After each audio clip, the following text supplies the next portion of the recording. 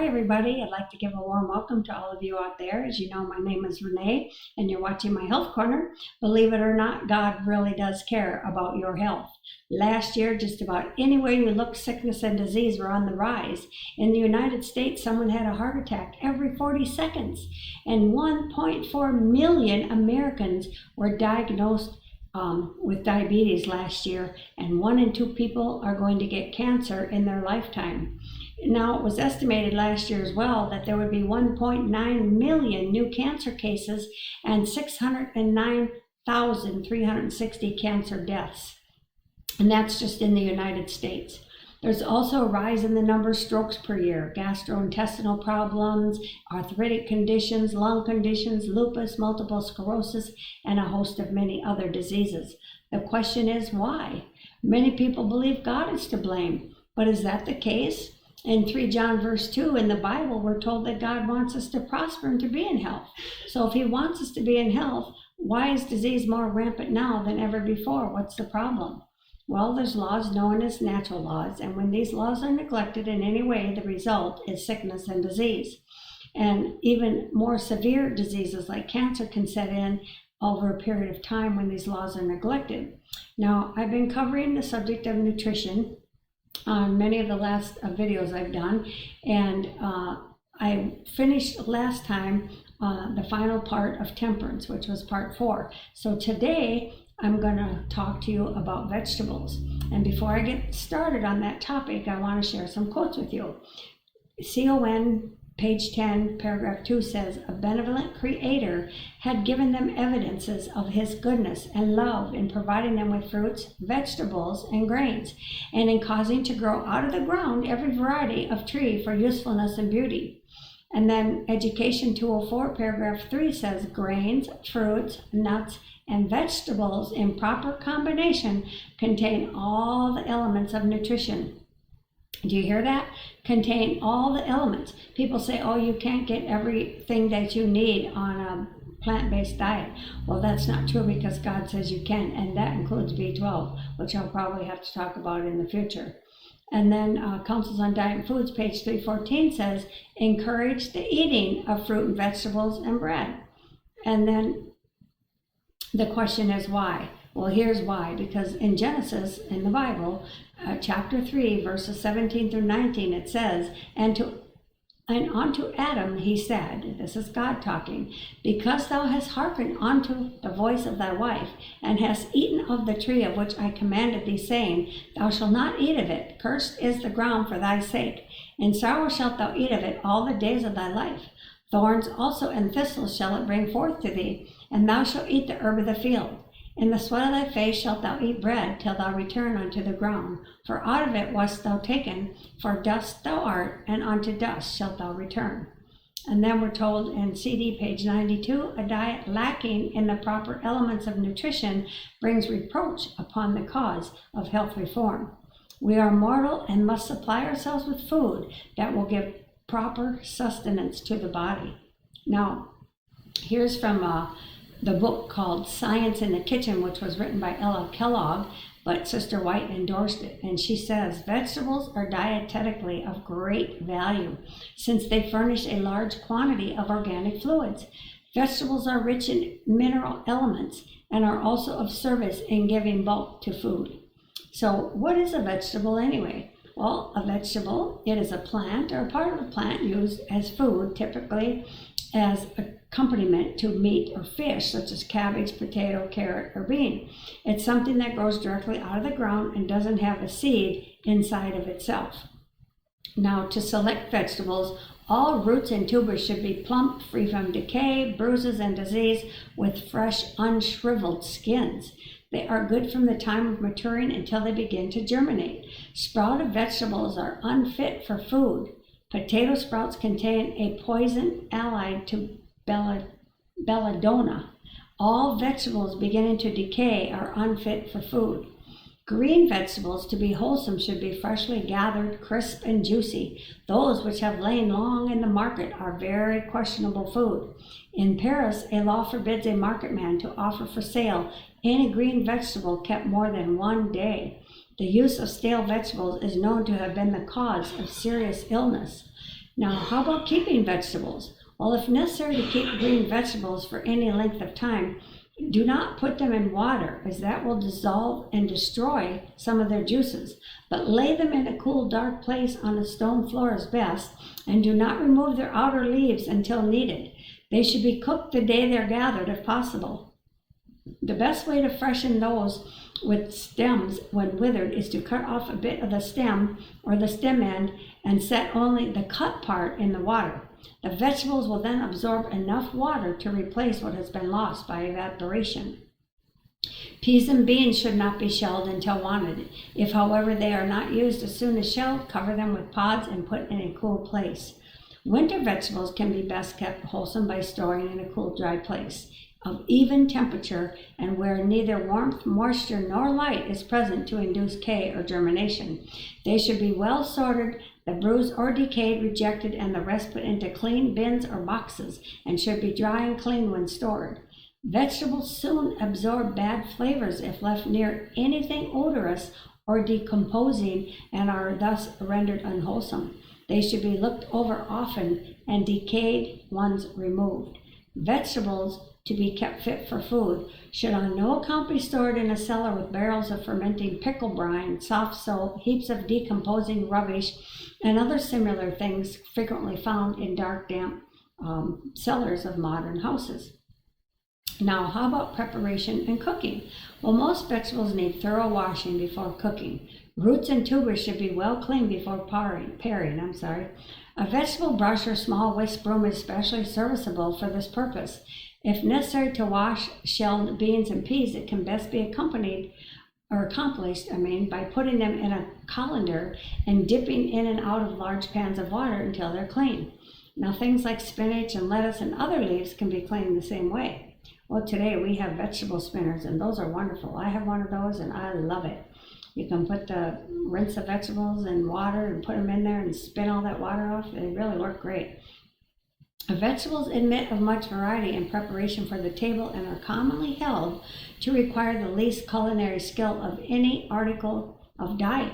This is a mistake. Though the usual processes employed to make vegetables palatable are simple, yet many cooks, from carelessness or lack of knowledge of their nature and composition, convert some of the most nutritious vegetables into dishes almost worthless as food or almost impossible of digestion. It requires no little care and skill to cook vegetables so they will neither be underdone nor overdone, and that they will retain their natural flavors. As a general rule applicable to all vegetables to be boiled or stewed is to cook them in as little water as may be without burning. The salts and nutrient juices are largely lost in water, and if this needs to be drained off, much of the nutriment is apt to be wasted. Many cooks throw away the true richness while they serve the husks only. Condiments and seasoning may cover insipid taste, but they cannot restore for lost elements. Vegetables contain so much water in their composition that it's not necessary to add large quantities of cooking, as in the case of grains and legumes, which have lost nearly all their moisture in the ripening process. Some vegetables are much better cooked without the addition of water. Now, what I do is when I cook vegetables and there's water or juice left over from cooking them, I pour it in a jar and I freeze it. And then when I make soup, I use all that juice that I've saved from beans or vegetables, and I put that in the soup for all those good minerals are in there. Now, continuing on. Vegetables to be cooked by boiling should be put into boiling water, and since water loses its goodness by boiling, vegetables should be put in as soon as the boiling begins. The process of cooking should be continuous, and in general, gentle heat is best. Remember that when the water is boiling, the temperature is not increased by violent bubbling. Keep the cooking utensil closely covered. If water is added, let it also be boiling hot. Vegetables not of uniform size should be so assorted that those of the same size may be cooked together or large ones may be divided. Green vegetables retain their color best if cooked rapidly. Soda is sometimes added to the water in which the vegetables are cooked for the preserving of their colors, but this practice is very harmful, so never add baking soda to your vegetable water. Vegetables should be cooked until they are perfectly tender, but not overdone. Many cooks spoil their vegetables by cooking them too long, while quite as many more serve them in an underdone state to preserve their form. Either plan makes them less palatable and likely to be indigestible. So eating raw vegetables is a no-no. And I'll probably do a health talk on that in the future too. We have counsel on that. The time required for cooking depends much upon the age and freshness of the vegetables, as well as the method of cooking employed. Wilted vegetables require a longer time to cook than fresh ones. Isn't that interesting? Now, vegetables are full of dietary fiber. They're low in calories, they're low in fat, they're full of many nutrients like potassium, magnesium, folate, vitamin A and C and K, and more. They also contain many antioxidants and they're full of phytochemicals, but they do not contain cholesterol. Now, eating vegetables can help protect against cancer, cataracts, constipation, diabetes, both type 1 and type 2, diverticulosis, dry skin and other skin issues, heart attacks, heart disease, high blood pressure, high cholesterol levels, inflammation, joint problems, kidney stones, macular degeneration, memory loss, obesity, overeating, PMS symptoms, skin damage from the sun, sleep problems, strokes, and much more. They may trigger problems in those with IBS if eaten raw. And I know that's true because I personally knew someone that could not eat raw vegetables. Every time she did, her stomach hurt. And I told her, well, you need to cook them because that's what we're counseled to do. She started cooking them and her problem went away. So here's some other things we should know about vegetables from the spirit of prophecy. The Lord intends to bring his people back to live upon simple fruits, vegetables, and grains. CD 81, paragraph 4. And then another quote from CD is on page 81, and that is paragraph 2. It says, grains, fruits, nuts, and vegetables constitute the diet chosen for us by our Creator. And then CD 88, paragraph 3 says, those who entertain visitors should have wholesome, nutritious food from fruits, grains, and vegetables prepared in a simple, tasteful manner. Such cooking will require but little extra labor or expense, and partaken of in moderate quantities will not injure anyone.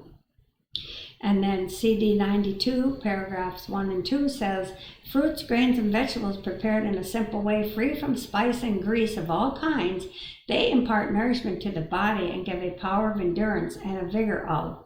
In grains, fruits, vegetables, and nuts are to be found all the food elements that we need. And again, if we're eating from the 4 food groups, fruits, nuts, grains, and vegetables, we don't need a B12 supplement. And if we plan wisely, that which is most conducive to health can be secured in almost every land. The various preparations of rice, wheat, corn, and oats are sent abroad everywhere. Also beans, peas, and lentils. These with native or imported fruits and the variety of vegetables that grow in each locality give an opportunity to select a dietary that is complete without the use of flesh meats. And that's the Counsels on Diet and Foods, page 94, paragraph 4. Same book, page 108, says, for those who can use them, good vegetables prepared in a healthful manner are better than soft mushes or porridge.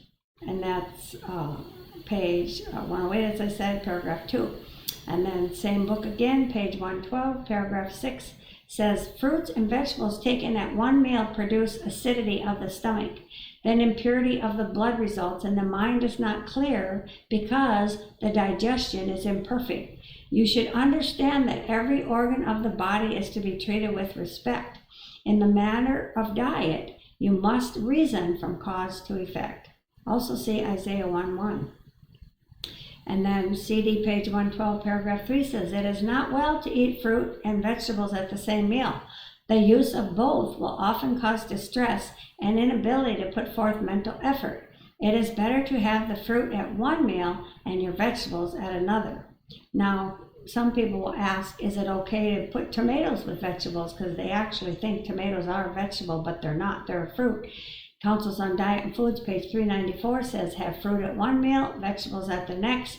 And then Sister White says on in the same book, page 324, I have vermicelli tomato soup one meal and greens the next. So you see here she's showing that she is separating her tomato soup, which is a fruit, from her vegetables, which is her greens, and they were at 2 different meals. Now there are exceptions to the rule of mixing fruits and vegetables, and there's 2 exceptions. The first one is lemon juice. It may be used on vegetables. And here's the quote. CD 324 says, my thistle greens nicely cooked and seasoned with sterilized cream and lemon juice are very appetizing. Then the next fruit that can be eaten with vegetables is olives. And Councils on Diet and Foods, page 349 says, olives may be eaten at all meals. Olives may be so prepared as to be eaten with good results at every meal. So those are 2 exceptions to the rule. And then there's also a quote about vegetables being mixed with too many desserts. And she says in Councils on Diet and Foods, page 112, puddings, custard, sweet cake, and vegetables all served at the same meal will cause a disturbance in the stomach. So you see that's way too much desserts mixed with the vegetables there. Having pudding and custard and cake and vegetables all at the same meal, that's too much. And then we're told to prepare our vegetables without spices or grease. And what she means by grease is animal fat. And that's Councils on Diet and Foods, page 123. The quote reads, the health reform would be a great benefit to you both if you would strictly carry it out. Relish a plain, simple diet composed of unbolted wheat flour, vegetables, and fruits prepared without spice or grease. You are continually transgressing the laws which God has established in your system. Now, because you do not relish a plain, simple diet composed of unbolted wheat flour, vegetables, and fruits prepared without spices or grease, you are continually transgressing the laws which God has established in your system. So right there, she's saying that that's a sin if you do that. Now, vegetables are not to be eaten at the 3rd meal. For those people eating 3 meals a day, they don't need vegetables at the 3rd meal. She says, let the students have the 3rd meal prepared without vegetables, but with simple, wholesome food such as fruit and bread. So the 3rd meal should only be fruit and bread or some other type of grain. You could have toast, not just bread, or some type of cracker or something like that. So a grain and a fruit should be the 3rd meal. No vegetables, no protein, and no desserts. And then we're told to eat largely of fruits and vegetables in Councils on Diet and Foods, page 200, paragraph 2. And then cooking vegetables in water, we talked about that already. Don't use too much water. And then also she talks about that we can prepare vegetables in some sort of cream. Well, we don't use cream today because milk and cream are not safe to eat anymore, but we can use something equivalent like coconut milk. And so we also want our food to be appetizing, because if people are going to eat it, they want it to taste good. Now, I had a friend whose son, he wouldn't touch asparagus. He hated it because she would just cook it in water and put a little salt on it. But one day she thought, well, let me try putting it in coconut cream. So she put it in coconut milk, well, cream or milk, either one. Anyway, she used milk, and he loved it. He ate it then.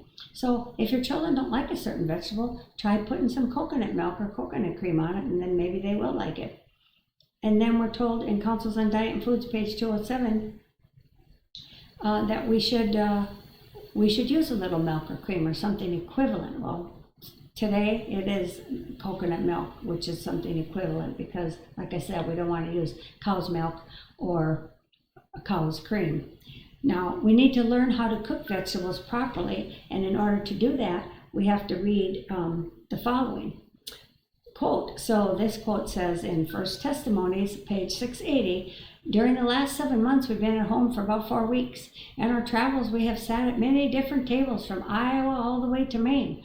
Some who we visited live up to the best life they have, and others who have the same opportunities of learning to live healthfully and well have hardly taken the first step in reform. They will tell you they don't know how to cook in this new way, but they are without excuse in this matter of cooking. For in the work, How to Live, that's a book, that's a first health book Sister White had written. there's many excellent recipes, and this work is within the reach of all. And you can get that free PDF online too. I do not say that the system of cookery taught in that book is perfect. I may soon furnish a small work more to my mind in some respects, but she never did, unfortunately. How to Live teaches cookery almost infinitely in advance of what the traveler will often meet, even among some Seventh-day Adventists.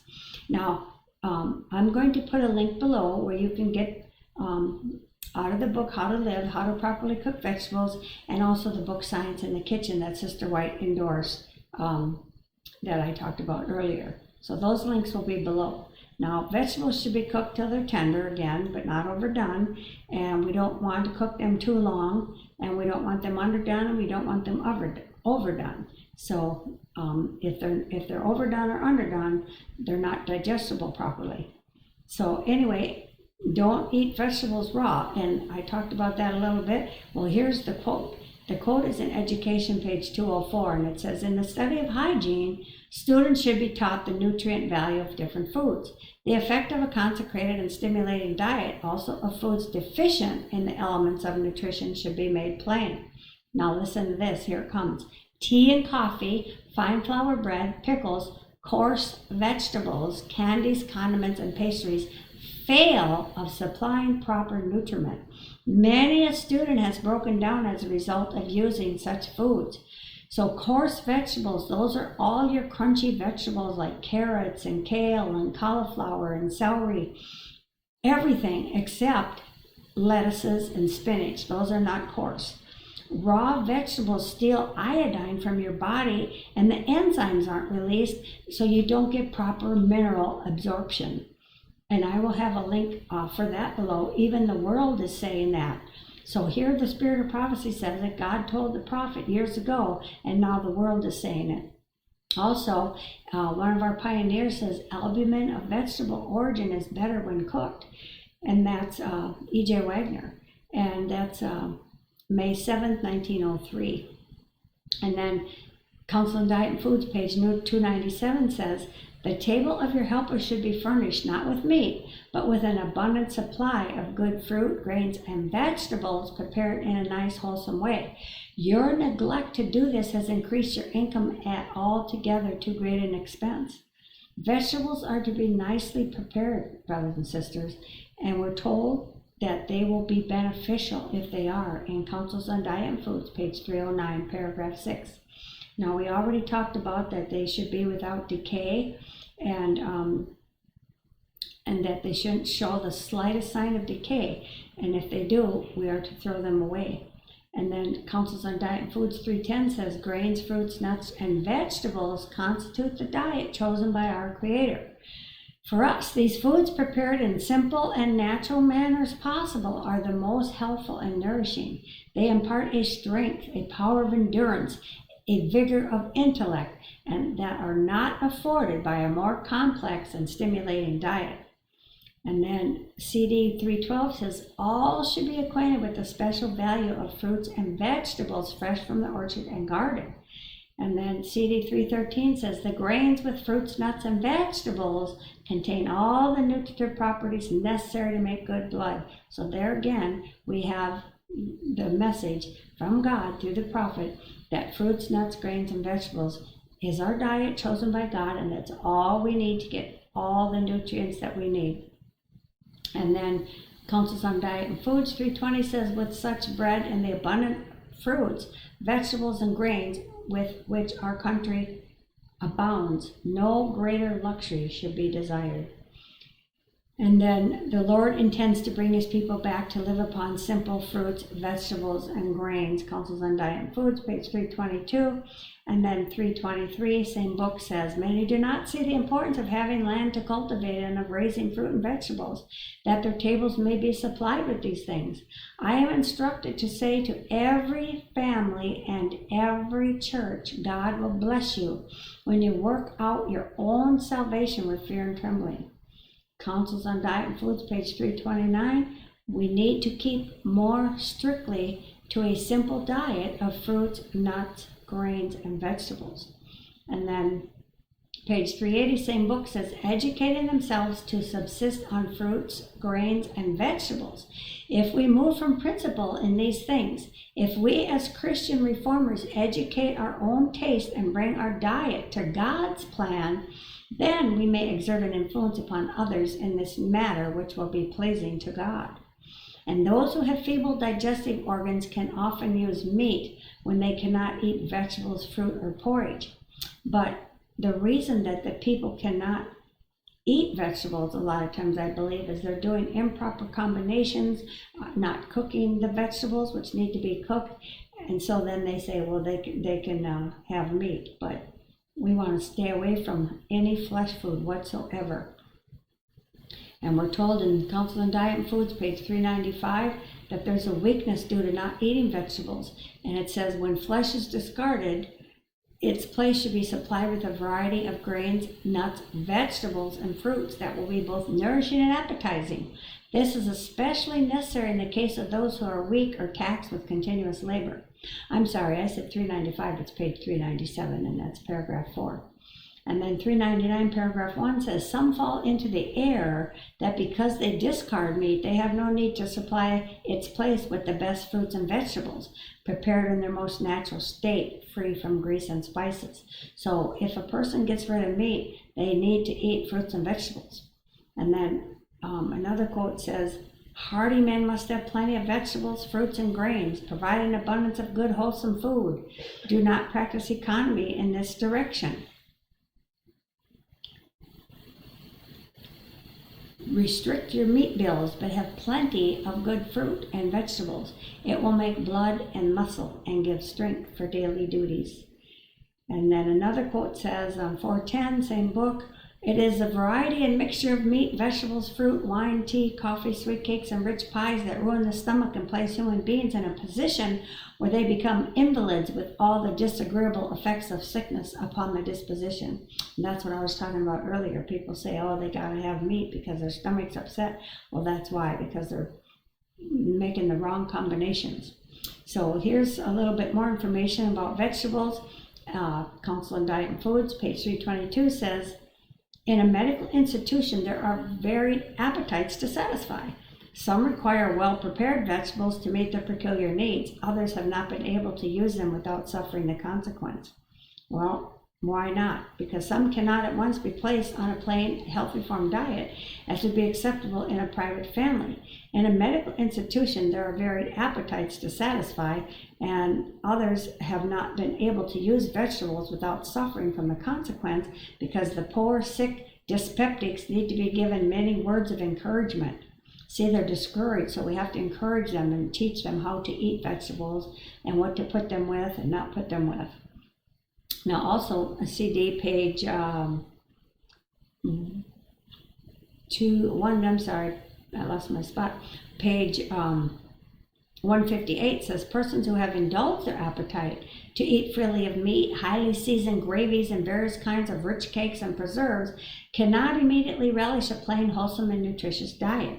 Their taste is so perverted they have no appetite for a wholesome diet of fruits and plain bread and vegetables. They need not expect to relish at first food so different from that which they have been indulging themselves to eat. If they cannot at first enjoy plain food, they should fast until they can.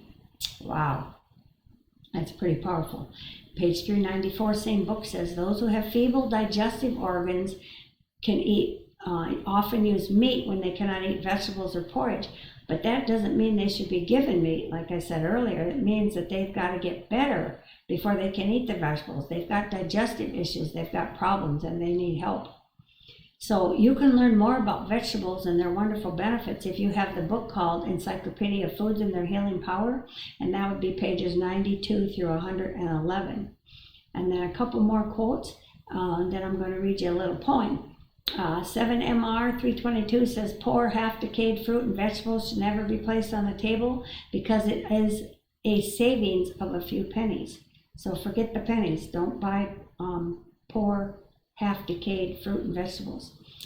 A lot of times, I guess places will lower the price, you know, if they're not looking that good. Don't buy them. And then Counsel on Diet and Foods, page 126, says a proper course of diet will save further debility, and many will recover more or less fully. Amen. What a wonderful promise. Now here's a little poem that I ran across that I wanted to read to you. It's kind of cute and funny. It's called A Voice from the Corn. I was made to be eaten, not to be drank, to be husked in a barn, not soaked in a tank. I come as a blessing when put in a mill, as a blight and a curse when run through a still. Make me into loaves, and your children are fed, but made into a drink, I will starve them instead. In bread I'm a servant, the eater shall rule. In drink I'm a master, the drinker a fool. Then remember my warning, my strength I'll employ, if eaten to strengthen, if drunk to destroy. Anyway, a book I highly recommend is called Health Power, as I've mentioned before in other videos, and it was written by Dr. Hans Diehl, who's known for the CHIP program, and his book has over 2 million copies in 17 different languages in circulation. And this book, Health Power, covers a lot of the topics that I've talked about, and it includes the natural laws that I've talked about too. And if you want to check it out, you can just do a Google search or go to Amazon, and you'll find it. Well, anyway, that's my time for today. I hope that what you've heard on here will be a blessing to you and to your family. And until we meet again, may the good Lord bless you and keep you. And remember, God loves you and he wants you to be in health. So eat that which is good. God bless. Bye-bye.